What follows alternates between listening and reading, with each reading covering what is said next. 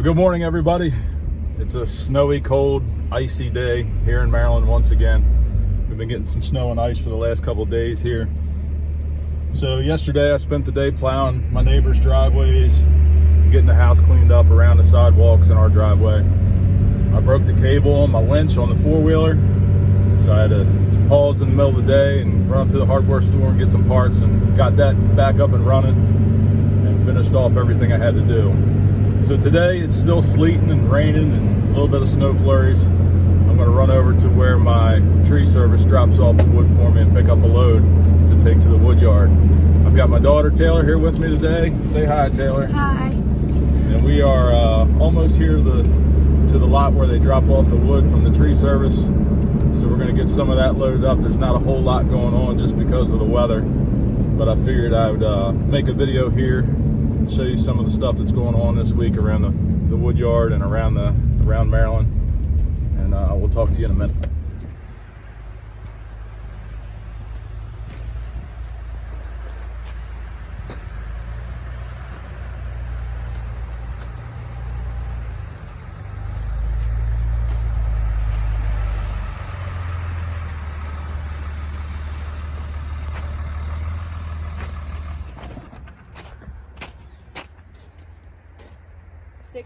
Right?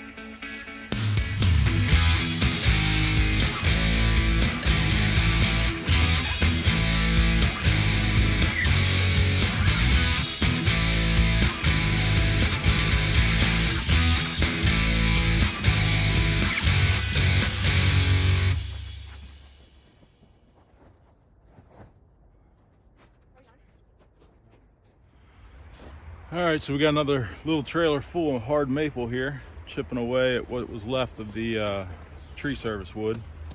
A lot of crotch pieces and short pieces are left.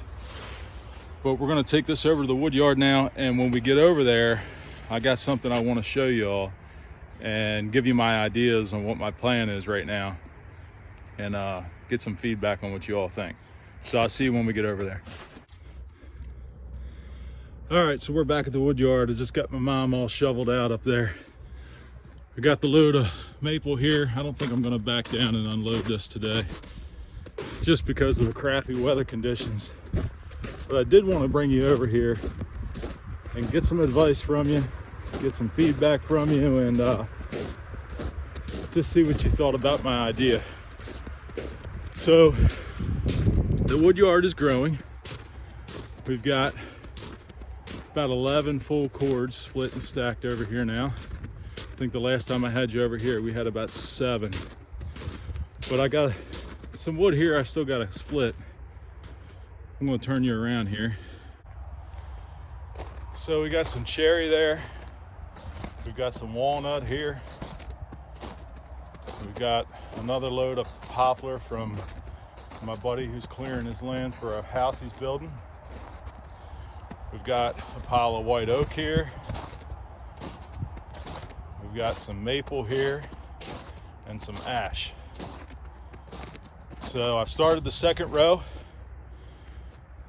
There's the first row all the way up, and now the second row has begun. But here's my idea. Recently, I got a hookup and a really good deal to acquire these IBC totes. These are on wooden skids, but they're 275 gallon tanks. But right now I've got 7 of them here, and I've got 6 more that are waiting for me. So I've been using pallets, and as you can see, I've got a supply of pallets over here. These are all free pallets that I found on Facebook. Just had to drive about a half hour to get them. But that was all one load of pallets. That'll last me a good while. But here's my idea for these totes. What I'm thinking is that for some of them, I can cut out a hole in the center of the tank here. And when I start bundling my campfire wood, I can store my bundles in there and just stack them up inside the tank. That way it'll keep them dry and mostly out of the elements. So I'm going to use a couple for that. My other idea is for this pile of chunks over here and my off splits and just the nasty stuff that I'm going to burn in my own fire pit this year, coming up this summer. And I'll take the tank out of 1 or 2 of those, and as I go along splitting and stacking my good wood, I can take the tank out of one and just pile up all the nasty stuff in the big chunks inside of 1 or 2 of those. I don't have a tractor and I don't have anything with forks on it, so the IBC totes won't really benefit me like they do a lot of you guys that have tractors that can stack up your wood in those and move them around as you need. Maybe in another year or 2 I might have that option, but right now I don't. But I have access to these at, like I said, a very good deal. So I want to take them while I can get them. So while I don't have the most practical use for them, I'm going to take advantage of the opportunity. So that's going to be about it for the day. As you can see, it's snowing again. The weather's just been nasty. I know a lot of you guys that are out west and even down in Texas are having weather like you've never seen. Around here, we've gotten some snow, but mostly it's been a mix of snow and rain and sleet, just ice. You know, it starts out as a beautiful snow and you think you're going to have great weather, let the kids go sledding and whatnot, and then it changes to rain and then it freezes and it just makes a mess. But the weather hasn't been lucrative for working in the wood yard, but we're still chopping away at it and doing what we can while we can. I also wanted to congratulate, if you didn't see on last week's video, the contest winner for our 100 subscriber giveaway. I wanted to congratulate Jim Norris. He was the winner, and his sweatshirt is shipped and on his way.